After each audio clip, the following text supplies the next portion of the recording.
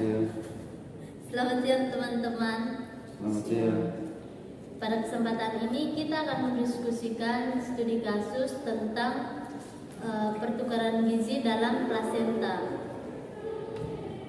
Dari hard copy yang sudah dibagikan, mungkin ada konsep-konsep yang belum dipahami kepada teman-teman. Waktu dan kesempatan saya berikan.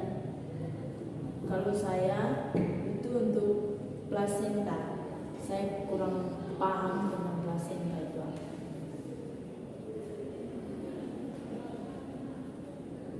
Ada lagi yang belum dipahami mengenai konsep-konsep dalam kasus ini?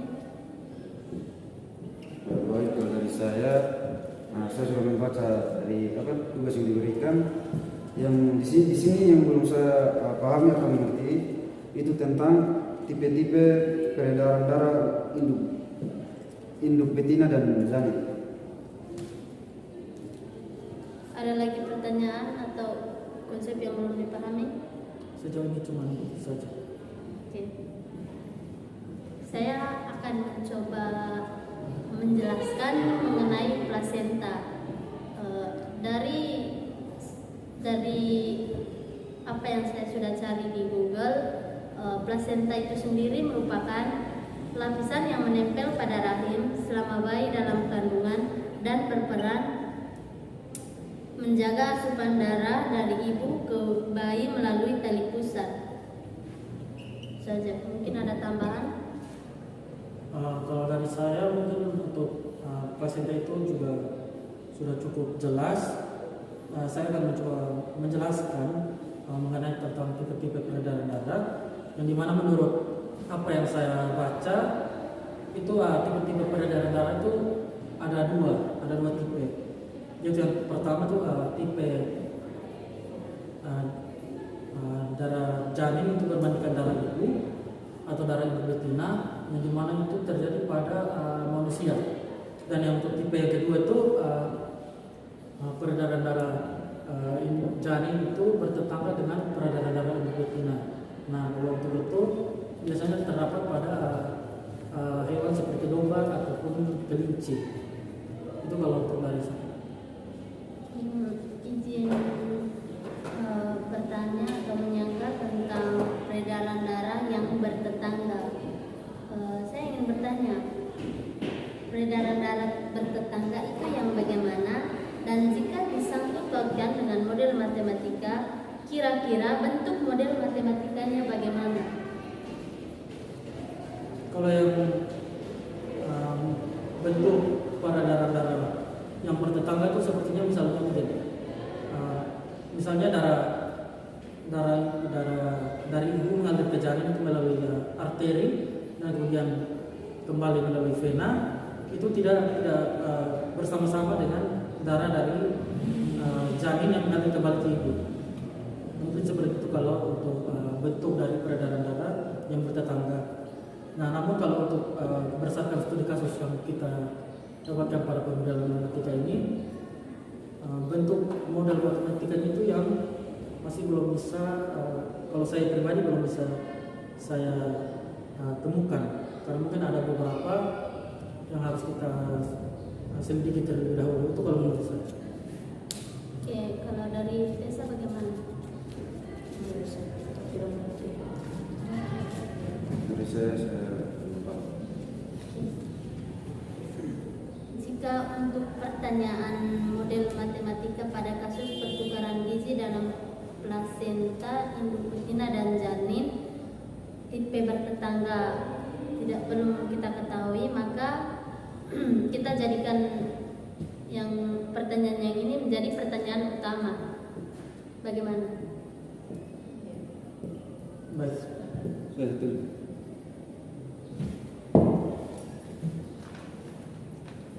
Untuk menjawab pertanyaan utama, maka kita akan menganalisis beberapa soal yang ada di dalam hard copy yang sudah dibagikan, yaitu yang pertama, penentuan model peredaran darah.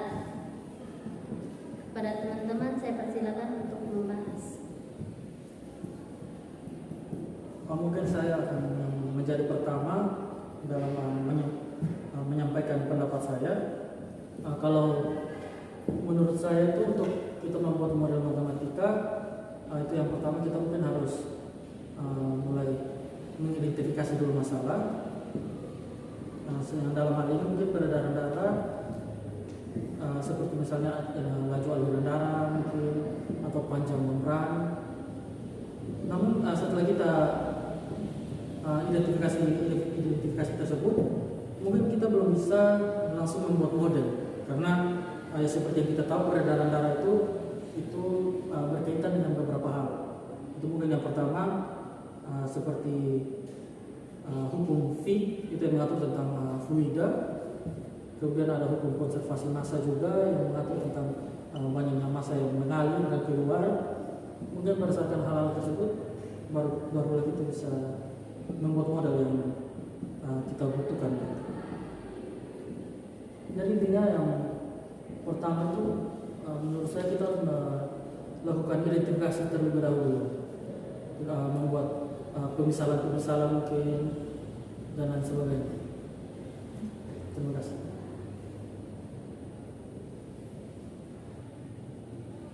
Untuk pemisalan dari soal yang sudah diketahui, kita misalkan C1-nya itu konsentrasi nutrisi dalam darah induk betina pada jarak X.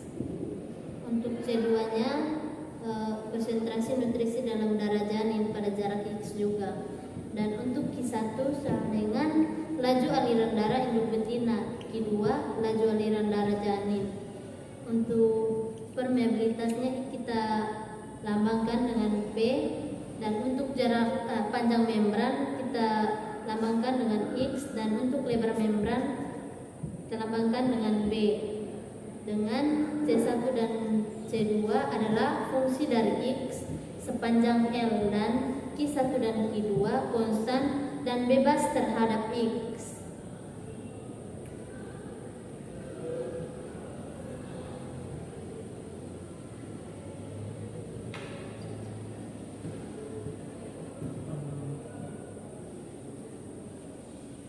Kalau sudah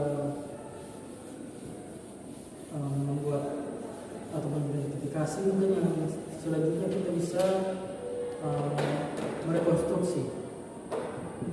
Nah, kalau untuk merekonstruksi sendiri itu, kalau berdasarkan kasus yang kita dapat itu, dia berkaitan dengan ada dua hukum kalau tidak salah. Itu hukum konservasi massa dan juga hukum Fick.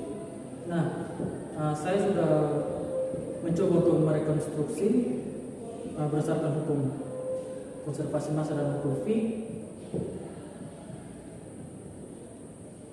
Itu dengan hukum Fick sendiri itu sama dengan flux sama dengan P atau permeabilitas. Mungkin teman-teman kalau cari, teman-teman akan mengetahui bahwa P itu adalah kemampuan membran untuk meluluskan suatu zat. Kemudian ada S dikali S itu luas area atau luas membran, dan kemudian ada C1 kurang C0 atau selisih konsentrasi. Nah, setelah memperoleh rumus dari hukum Fick tersebut dan hukum konservasi massa, mungkin kita bisa langsung merekonstruksi modelnya dengan mengaitkan dua hukum tersebut dengan identifikasi yang sudah kita cari terlebih dahulu yang tadi, seperti yang di papan. Maka itu mungkin kita akan mendapatkan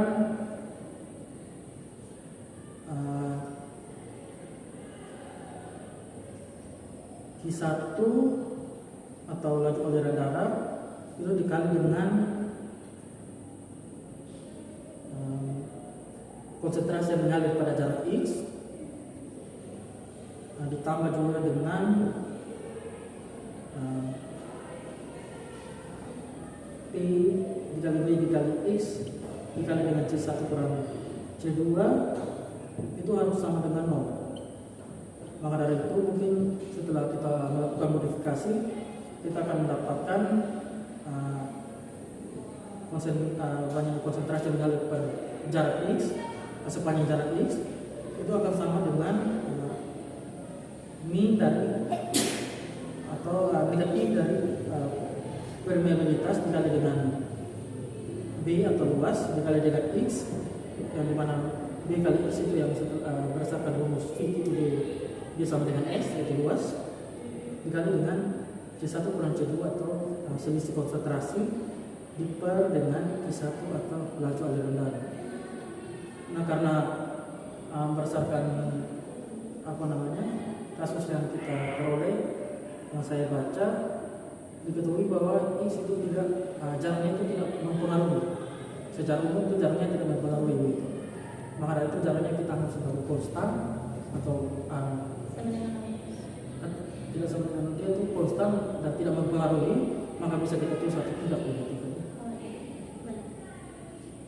Berarti untuk model dari aliran darah induk betina kita peroleh DC1 per dx itu konsentrasi yang mengalir sepanjang X itu sama dengan min T dikali B per Q1 dikali dengan selisih konsentrasi.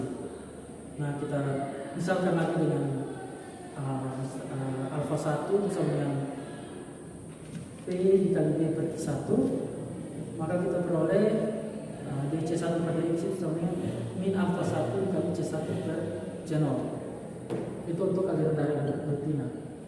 Kalau untuk aliran darah janin itu juga sama, mungkin yang membedakan itu cuma konsentrasi yang kita sembuhkan berbeda.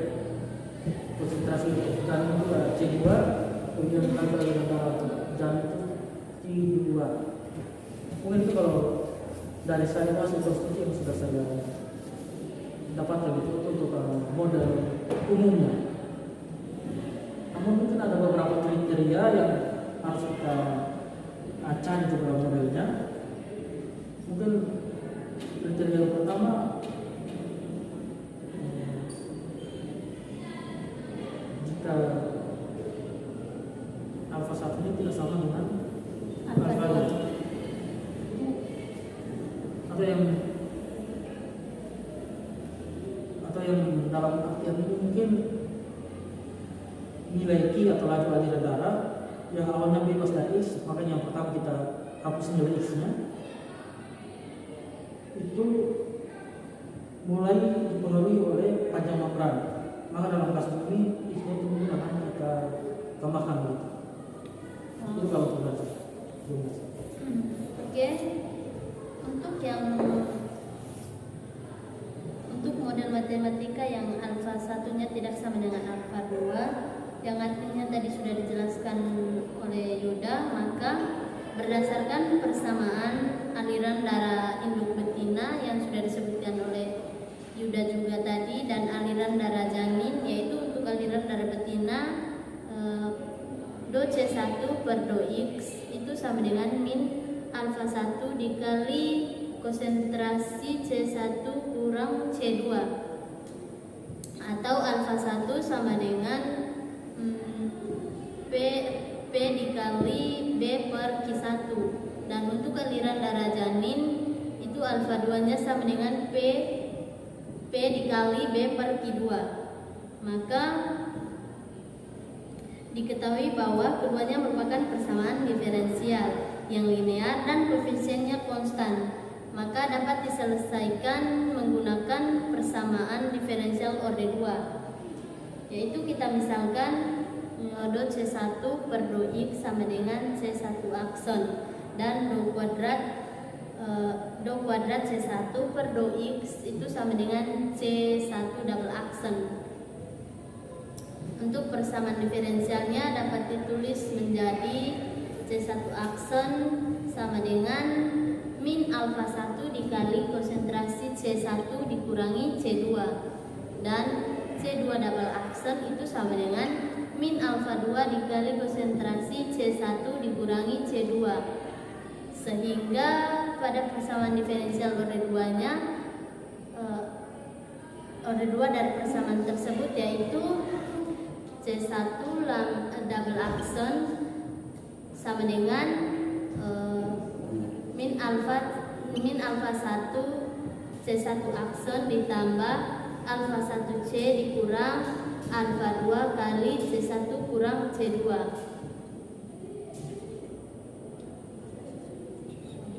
Hasil akhirnya yaitu C1 double akson itu sama dengan min alfa 1 tambah alfa 2 dikali C1 akson, atau do kuadrat C1 per do X kuadrat itu sama dengan min alfa 1 ditambah alfa 2 dikali do C1 per do X. Jadi terbukti bahwa persamaan tersebut untuk alfa 1 tidak sama dengan alfa 2 ekuivalen dengan do kuadrat C1 per do X kuadrat itu sama dengan min alfa 1 tambah alfa 2 dikali do C1 per do X. Berdasarkan hasil diskusi yang sudah kita lakukan, saya berikan kesempatan kepada Sekretaris atau Julius untuk membacakan kesimpulan. Dari diskusi kelompok yang tadi sudah kita lakukan, itu ada beberapa poin penting yang sudah saya rangkum dan saya akan bacakan sebagai kesimpulan. Itu yang pertama mengenai pertanyaan utama yang akan kita cari itu mengenai model matematika dari peredaran darah tadi. Itu sudah kita dapatkan, yaitu untuk aliran darah betina DC1 per DX sama dengan min alfa 1 dikali dengan C1 kurang C2 dengan alfa 1 itu yaitu E dikali B per C1. Sedangkan untuk aliran darah janin itu DC1 per DX sama dengan min alfa 2 dikali C1 per C2 dengan alfa 2 itu E dikali B per C2. Nah, setelah tadi kita mendapatkan model umum, kita juga mencari model dengan beberapa cara. Itu yang pertama, untuk alfa 1 itu tidak sama dengan alfa 2. Nah, dengan nilai alfa 1 tidak sama dengan alfa 2, kita peroleh dari persamaan tersebut itu ekuivalen dengan C1 double aksen itu sama dengan min alfa 1 tambah alfa 2 dikali dengan C1 aksen, atau di kuadrat kuadrat C1 per 2x kuadrat itu sama dengan min alfa 1 tambah alfa 2 dikali dengan C1 per 2x. Nah, untuk dari model-model tersebut, dari model umum yang pertama itu sudah diketahui solusinya solusi umum tanpa syarat batas atau nilai awal itu sama dengan C1 sama dengan alfa 1 dikali eksponen pangkat 0 dikali T ditambah alfa 2 dikali eksponen di pangkat min alfa 1 tambah alfa 2 dikali T, dan juga untuk C2 nya atau aliran darah janin itu sama solusinya, yaitu alfa 1 dikali eksponen pangkat 0 dikali T ditambah alfa 2 dikali eksponen pangkat min alfa 2 tambah alfa 1 dikali T. Mungkin itu saja kesimpulan dari hasil rapat kita saat ini. Sekian dari saya kembalikan kepada C atau ketua. Dengan dibacakannya kesimpulan, maka diskusi kita sudah selesai. Terima kasih.